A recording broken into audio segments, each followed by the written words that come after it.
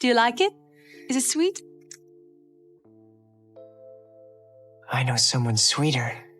Legend wasn't just fantasy, it was Ridley Scott's dark fairy tale made flesh. But behind the magic and the mist, it was chaos before the cameras rolled. Tim Curry's darkness didn't just haunt nightmares, it redefined them. Its imagery burned itself into every dark fantasy that followed. And the sequel fans begged for, it never came. These are 20 weird facts about Legend. And buried in the danger and the shadows, Jack almost belonged to someone else. This wasn't just fantasy, it was obsession captured on film. Number 1. Tom Cruise wasn't Ridley Scott's only choice. Before he became the world's biggest star, before Top Gun turned him into an icon, Cruise was just another name on a wild casting list. Johnny Depp, Robert Downey Jr., even Jim Carrey, all young unknowns, all circling the role of Jack. But Cruise refused to let it slip. He showed up fearless, pushing himself in stunt rehearsals, climbing through freezing water, throwing himself into fight scenes as if his career depended on it, because it did. The role didn't just test him, it hardened him. Cruise later admitted Legend taught him discipline, endurance, and what it really meant to lead a film. And looking back, it's almost unthinkable. If Scott had chosen differently, Jack might have been played by a future Iron Man or a future Ace Ventura. Instead, it was Tom Cruise, proving even in the forest, he was destined to be a legend.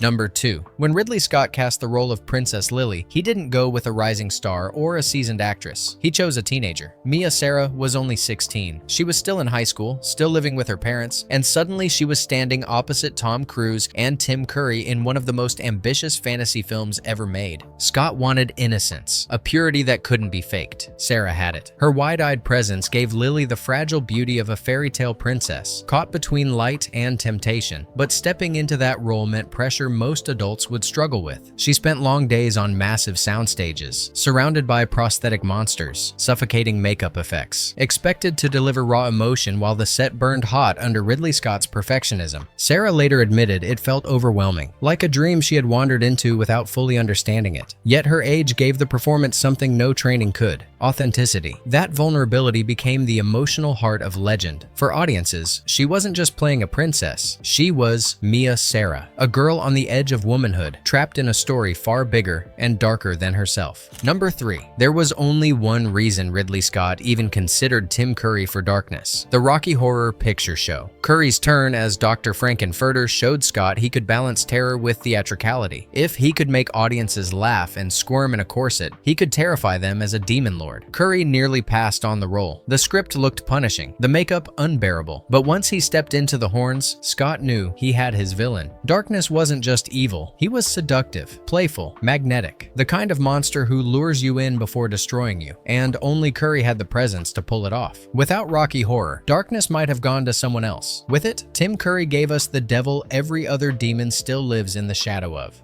You disgust me. You're nothing but an animal. We are all animals, my lady.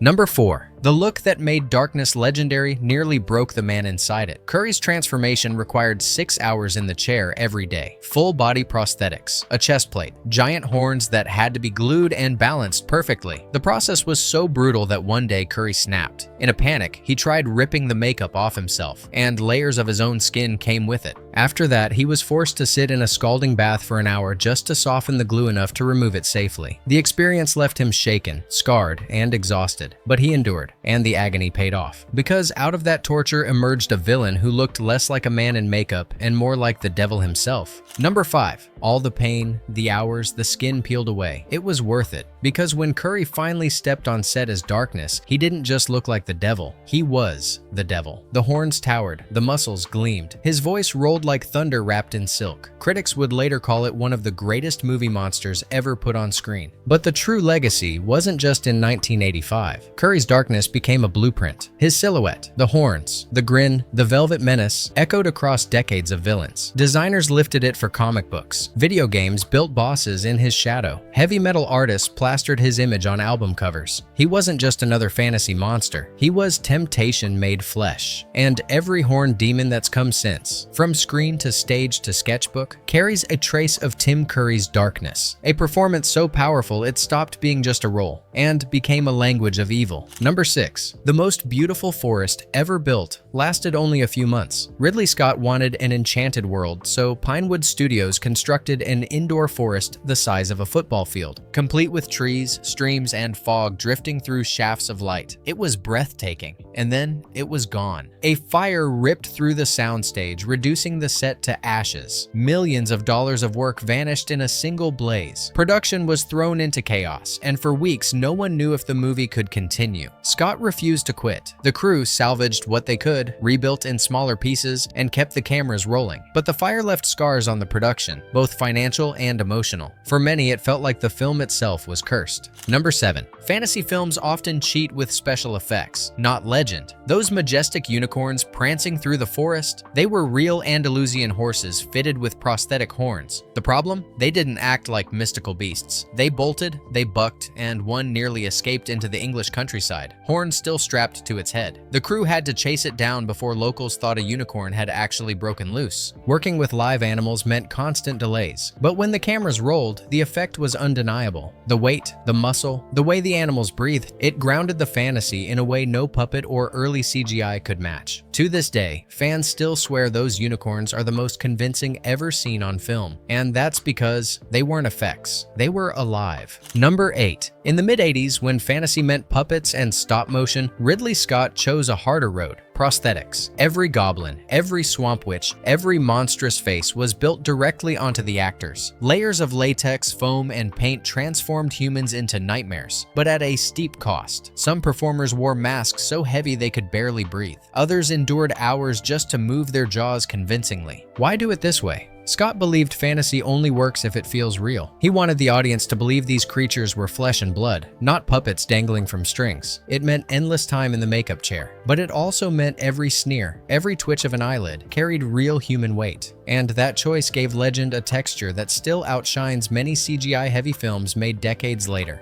Who are you? You be a forest child and not know the gump? Number 9. Meg Mucklebones is one of the most terrifying swamp monsters in cinema, a grotesque, slimy witch rising from the water to feast on Jack. But here's the twist. The role was nearly played by Richard O'Brien, the mastermind behind the Rocky Horror Picture Show. His theatrical flair and eerie presence would have made the swamp scene even stranger, a collision of camp and horror. In the end, O'Brien didn't get the part, and veteran effects actor Robert Picardo stepped in, buried under hours of makeup that made him unrecognizable. The scene became a cult favorite anyway, with Scott's camera lingering on every revolting detail. Fans still argue, would O'Brien's version have been more terrifying or simply too bizarre? Number 10. Amid all the practical effects, Legend quietly made history with something new: computer graphics. When the enchanted forest needed sunlight glittering through drifting pollen, traditional tricks couldn't deliver the sparkle Scott imagined. So the team turned to a computer. Using early digital technology, they layered glowing particles into the air, creating an ethereal shimmer that had never been seen before. It was subtle, not the flashy CGI of later decades, but it marked a turning point. This was 1985, years before Terminator 2 or Jurassic Park. And here was a dark fairy tale pushing boundaries, blending old-school prosthetics with the first whispers of digital magic. Most audiences never noticed, but historians now point to Legend as one of the stepping stones toward the CGI revolution. If life is a dream, better you dread the waking.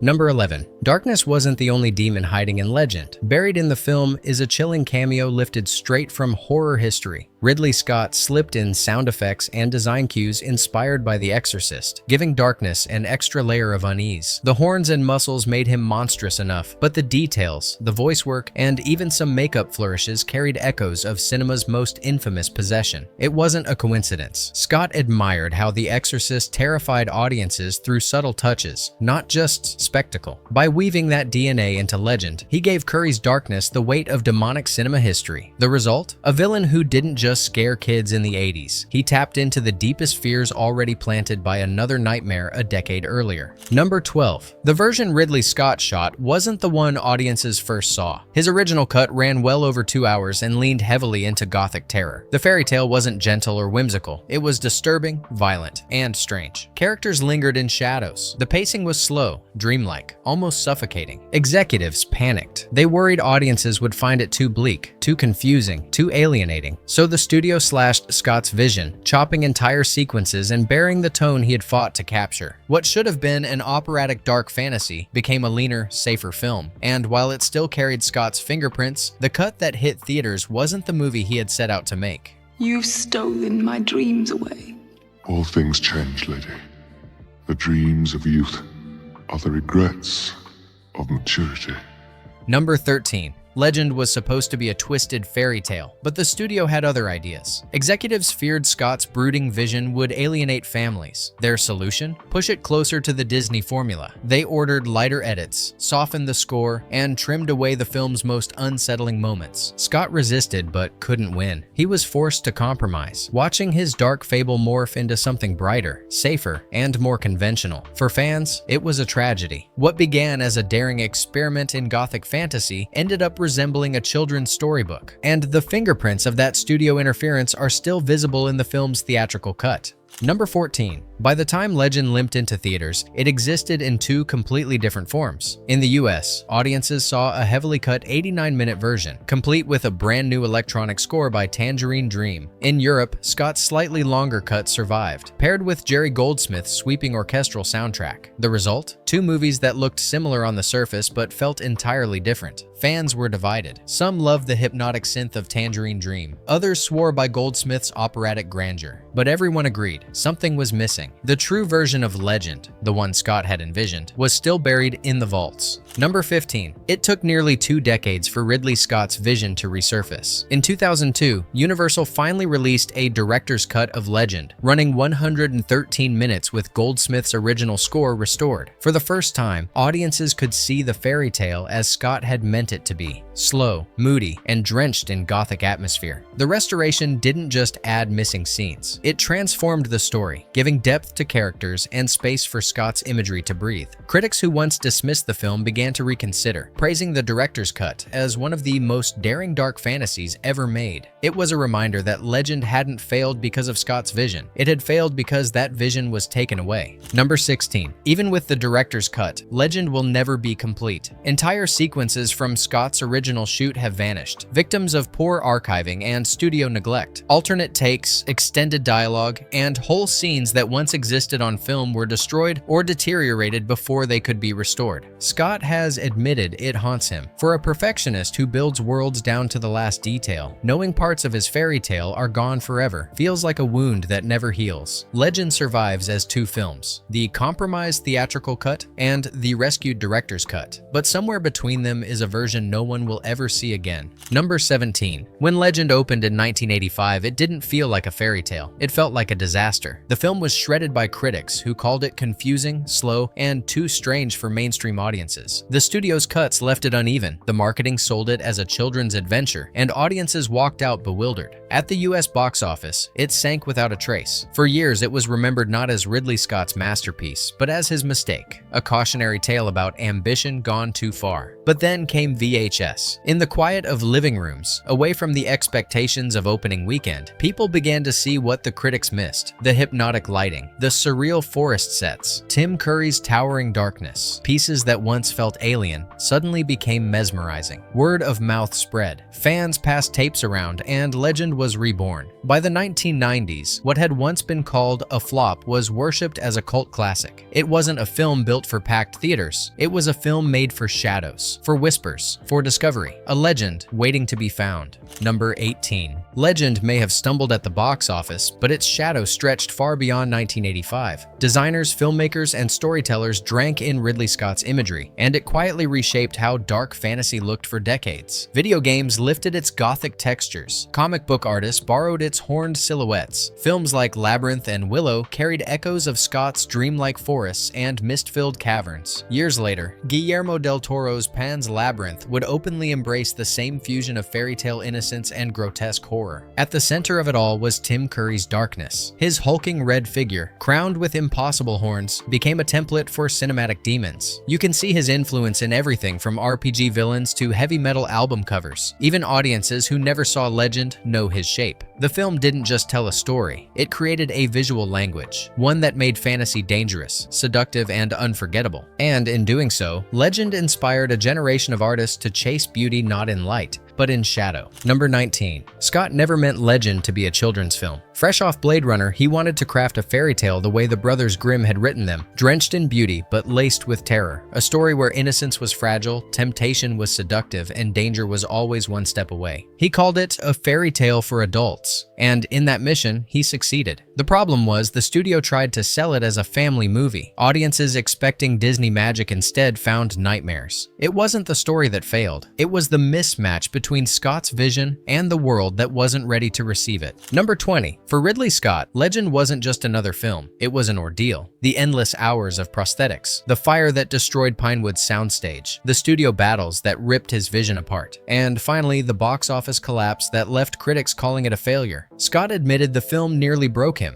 body, mind, and spirit. Coming off Blade Runner, another troubled release, Legend felt like a second wound. For a time, he questioned whether audiences would ever understand the kinds of worlds he was trying to build. And yet, Scott never abandoned it. In interviews decades later, he still defended Legend as one of his purest artistic expressions. He called it flawed, but fearless. A film that dared to mix beauty with terror and innocence with darkness. Where the studio saw confusion, Scott saw poetry. For him, the scars of making Legend were inseparable from its strange beauty. It was the film that pushed him to the brink and proved how far he was willing to go to chase a dream no one else could see. A dream called Legend. Bonus fact: with cult status came rumors. Fans begged Ridley Scott to return to the Enchanted Forest, to pit Jack against new demons, to finally expand the dark fairy tale that had haunted them since 1985. But it never happened. Scott moved on to other worlds: soldiers, gladiators, androids, and space horrors, while Legend remained frozen in time. No sequel, no spin-off, just a single film that stood alone, untouchable and strange. And maybe that's fitting. Some stories aren't meant to be franchised. They're meant to flicker once, burn bright, and linger in memory like a dream you can't quite shake.